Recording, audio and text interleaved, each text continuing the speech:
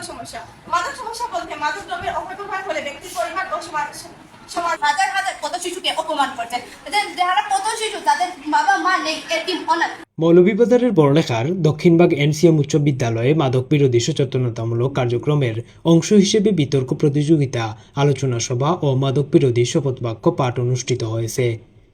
সোমবার ২৭ জুলাই বিদ্যালয়ের হলরুমে প্রধান শিক্ষকের সভাপতিত্বে অনুষ্ঠিত আলোচনা সভায় বিদ্যালয়ের শিক্ষক মণ্ডলী উপস্থিত ছিলেন।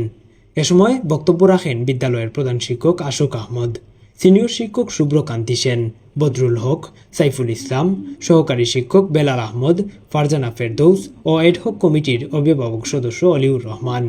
আলোচনা সভায় বক্তারা মাদকের ভয়াবহতা, এর ক্ষতিকর প্রভাব এবং মাদকমুক্ত সমাজ গঠনে পরিবার, বিদ্যালয় ও প্রশাসনের সম্মিলিত ভূমিকার উপর গুরুত্বারোপ করেন। তারা শিক্ষার্থী ও অভিভাবকদের মাদক বিরোধী সচেতনতা গড়ে তোলার আহ্বান জানান। অনুষ্ঠানে শিক্ষার্থীদের মাদক বিরোধী শপথ বাক্য পাঠ করান বিদ্যালয়ের প্রধান শিক্ষক আশোক আহমদ। পরে মাদক সমস্যা মোকাবেলায় প্রশাসনের চেয়ে পরিবারের ভূমিকাই সবচেয়ে গুরুত্বপূর্ণ এই বিষয়ের উপর বিতর্ক প্রতিযোগিতা অনুষ্ঠিত হয়।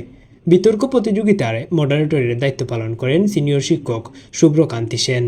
বিচারকের দায়িত্বে ছিলেন শিক্ষিকা ফারজানা ইয়াসমিন, সহকারী শিক্ষক প্রদীপ কুমার বর্মন ও নিত্যলাল বিশ্বাস। অনুষ্ঠানটি সঞ্চালনা করেন শিক্ষক মতিউর রহমান। পরে বিতর্ক প্রতিযোগিতায় অংশগ্রহণকারী ও বিজয়ী শিক্ষার্থীদের মধ্যে পুরস্কার বিতরণ করা হয়।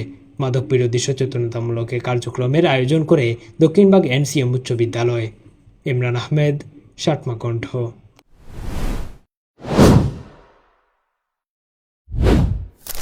সাতমা কণ্ঠ, উত্তর পূর্বাঞ্চলের প্রতিচ্ছবি।